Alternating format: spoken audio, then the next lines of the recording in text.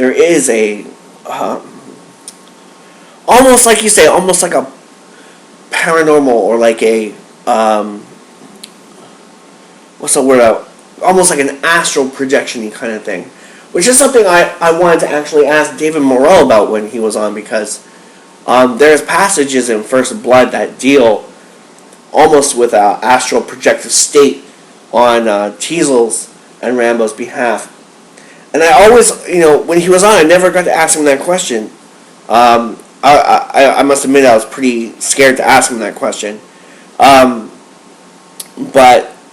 in the future, I am going to ask him that question. I would like to know if it was just me, or was he actually thinking about, those old things that we lost along the way. You go back to like ancient times, and in ancient times, men had that feeling of there was something guiding them, like the guy who goes off to save the princess, there's something guiding him along his journey. There was all maybe more of a heightened acceleration. Very interestingly, I was reading regarding trackers who were sent to Vietnam who were Native American like myself, and they had long hair. And surprisingly, the trackers and the fighters over there who had the long hair were more successful. And they go into this whole big thing about there being almost like an antenna-like quality to the hair. Even down to people were able to feel an oncoming presence during their sleep, and were able to wake up and counteract. And they said some of those people, they even cut their hair, and when they cut the hair, all their special abilities were taken away. So it kind of makes you think back to Samson and Delilah a little bit. And I'm getting off the topic, so let's get back to the Q&A here.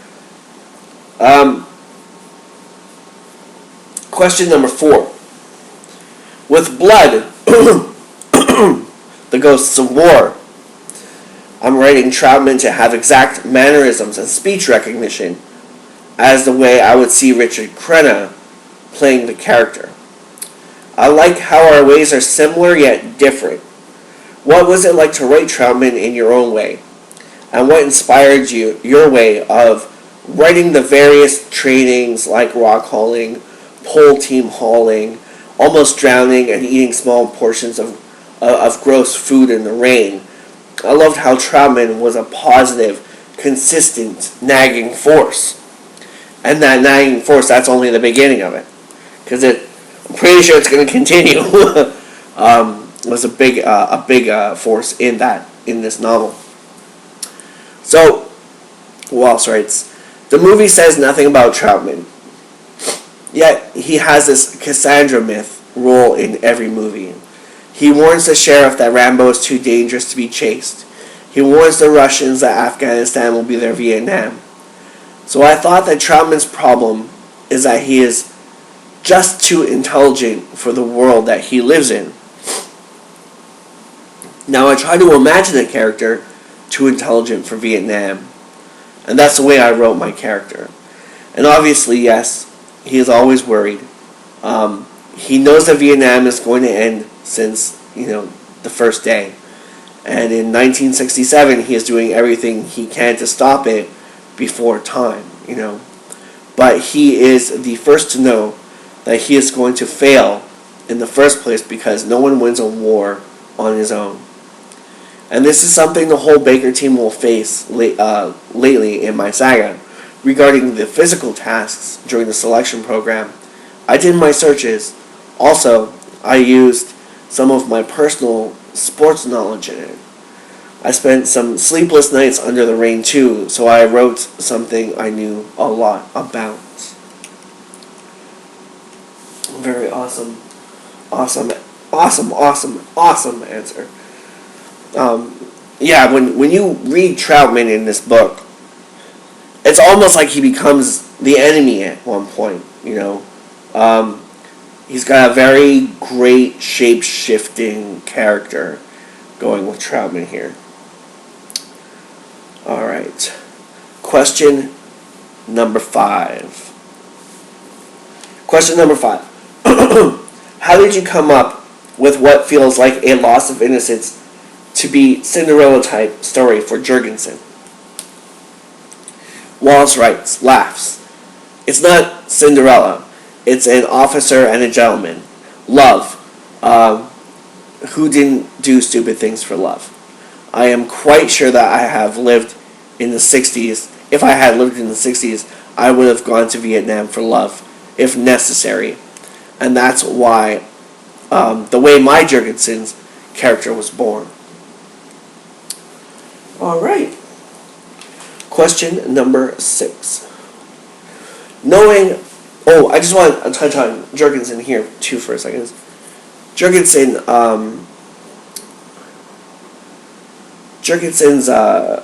very much, how would I say, his story is a little bit unique. I want to kind of say mice and men, but I don't know if I should use that term. When we meet him, as from the review, just before he's very much a different person. He's coming up, having to leave school and having to work and everything, and be forced into doing something he doesn't want to do, and then he gets the chance to do something he does want to do, and the support. When someone tells you they believe in you, you can move mountains. And I just thought that was an interesting thing to bring up for his character. And even though it's not, really told there, the underlying theme is there. That, if you have love behind you, you can do things that, inspiring things that many other people couldn't or wouldn't be able to do.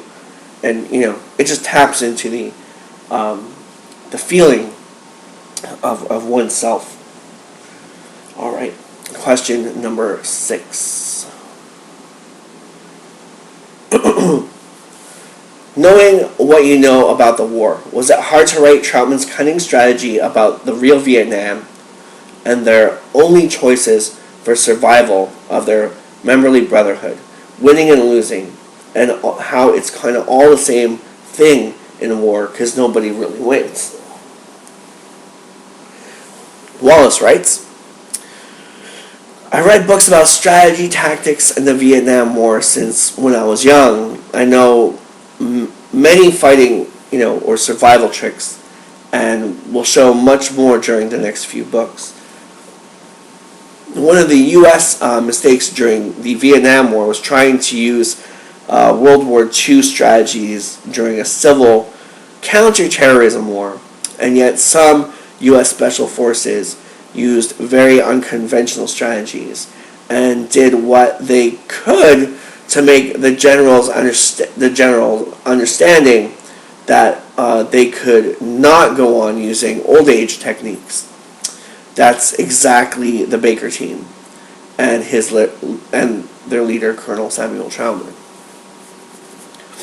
Which is true, you get down to those Green Berets, and I've seen a bunch of documentaries, and wow, they were really they really put to the test. And when you're reading this, you'll see, I guess, some of the starting focal points for that. But a lot of them were thrown into the jungle with a knife. That's it. You got an aviator for your protection, your housing, food, what do you call that? Survival and defense against not only man, but fucking animals. There's fucking crazy animals in the fucking jungle, you know what I'm saying? Like, they throw you down there, you got a knife. That's it. With that knife, you gotta saw down a tree, make a fucking house, or, build your fortifications at least, and, sometimes they would have to go into villages with just that, and maybe their sidearm and a firearm, and rebuild whole fucking places. The stuff that they teach you From my understanding, from seeing documentaries and such, and reading different things, is that they totally strip you down and rebuild you as a new person. You're a one-man force and not a one-man. And and you're not only taught in that way, but you also have to be taught in the way of everyone you're with. So you have to know everybody else's job at the same time. It brings new word to the word team, to new meaning to the word team, and it's fascinating. It's fascinating. It's fascinating. At any given moment, at any roll of the dice, everything can change. A dream can turn into a nightmare at any given time. And man, just imagine being out in the jungle and you can't see. And you have to set up in seconds or minutes, Very, very hardcore. The Green Beret is very, very, very hard. Very hardcore. So, question number 7. It's funny that our Danforths are the same in appearance. Long hair and bearded. I'm actually very clumsy in real life, and your Danforth reminded me a lot of myself. I'm also a bit chubby. Was I perhaps your inspiration? Joke question. I love the back and forth buddy scenario in the Rucksack Hill scene. It's a good place for the subject matter to lighten, because we all can guess how insane it's going to get. What was your theory on how much real-world comedy to inject? I say real-world because it doesn't come off as movie comedy, but how things make you laugh realistically in real life. It's much more personal and brings warm familiarity upon reading. Also, I enjoyed how Danforth had a semi-seedy past and how important the goal of staying in the game was to each member. Was it hard to come up with the multiple reasonings for their actions in the selection process? Wallace writes, again, the dynamic of this page comes from some orienteering sports I used to do. When you are cold, tired, and sleepless, and you want to win at all costs, you look funny from the outside, but suffering inside. I always thought that showing different point of views during the same story was something very cool, because reality never has just a single point of view. But I had to find my personal way to make multiple points of view work on the same page. Anyways, yes, the Danforth and Krakauer get down the canyon is very funny. And then I was writing it, I understood Danforth's past. That's why, that's the way it got there. Excellent. That is a comical scene. Except for that nail when he turns his nail over. That was I stopped laughing for a second. Okay, for a second, I'll admit I was laughing, but I felt that nail. One of the cool things about Wallace's book here is, in the translation, I'm used to Wallace writing to me every day because I talk to Wallace almost every day, and I'm so used to hearing in my head what I think is Wallace, or what I think is Wallace's voice, or how he writes, and his familiarity to me, that when I'm reading this book, it sounds really like Wallace reading the book to me, in a way. So when I came across that scene, I thought it was just funny because I can see Wallace reading this to me, or telling this to me, or writing this to me like how we write emails and messages to each other back and forth every day. And that's another great quality to it too, is because I trust Wallace. So when I'm reading it, it helps me get into it more. There's that total suspension of disbelief, and I'm just inside the book, which is a very beautiful thing. I gotta say,